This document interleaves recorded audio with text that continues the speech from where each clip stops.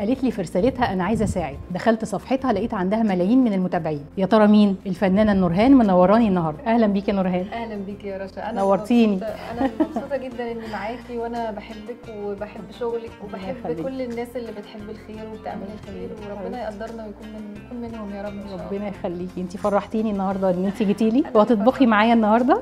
ربنا يستر. هتطبخي؟ طب انت بقى طبخه لنا ايه النهارده؟ انا واصحابنا وحبايبنا اللي هنروح نوزع عليهم. انا هاكل معاكم على فكره. اكيد.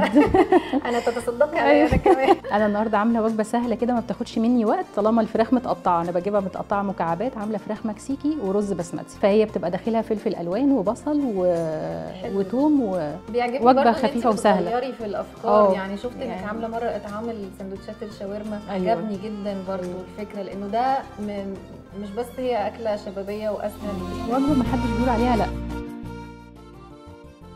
هنعمل ايه؟ بسيطه جدا. نحط شويه زيت يساعد الشيف. الفراخ تاخد تحميره. كان في دعاء لطيف قوي اتعلمته وانا بدرس للولاد، مسرحيه عن الشهداء بتوعنا في سينا، ما يروحوا يقولوا اللهم انا نحتسب هذا العمل عندك فاجعله اللهم لنا في ميزان حسناتنا وارفعنا به درجه وحط به عنا خطيئه. حاسه لايق على اللي احنا بنعمله. ريحه الاكل جميله يا رشا. يلا ايه الشياكه والحلاوه دي بس والنظافه لا، ورزايه صفرا ورزايه ريحته جميله ما شاء الله. ليه مش بترضي تاخدي فلوس؟ يعني ليه بس بتاخدي حاجات عينيه فقط؟ بصي يا نوران، انا مش مؤسسه خيريه بصراحه، فانا حته الفلوس دي بخاف منها، فعشان كده بفضل حاجه الوجبه تجيلي وانا اعملها للناس. مين بقى اللي جايب الاكل ده النهارده؟ بصي بقى صاحبه اللقمه دي النهارده هسمعك الرساله بتاعتها عشان تشوفي بقى جمال خلق الله بقى في الاطعام بيحصل ايه. سمعين. انا يعني عندي ازمه حاليا، فانا فكرت فعلا في موضوع الاطعام ده. ربنا بيبعت ان شاء الله. عجبني انها قالت ما تقوليش اسمي، تعمل لا حاجه يبقى النيه لا تشبه لوجه الله يعني. قولي لي يا رشا، ايه المواقف الكوميديه اللي حصلت معاكي قبل كده وانتي بتعملي الباكجينج ده؟ يعني في مره مثلا التغطيه ما كانتش كويسه فالاكل وقع او حاجه؟ ده حقيقه. اكيد. وقع منين بقى؟ عارفه العلب الفوم؟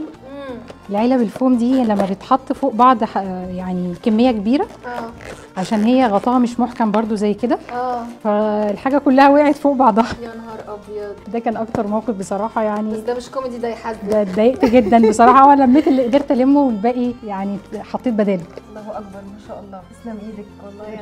انا مبسوطه جدا. انجزنا اهو عشان انت معايا. يا بنت انا اصلا ما عملتش حاجه، انت اللي عملتي كل حاجه. يلا عشان هنعدي الفاكهه. يلا نعدي الفاكهه. قولي لي بقى بتحطي كام قطعه؟ نحط 4 ولا 5؟ يعني املي العلبه بحيث تتقفل برضه. قولي لي بقى بتبقي مستمتعه باللي بتعمليه ده برغم ان هو مرهق ومتعب وحر وكميات واكيد في صعوبات؟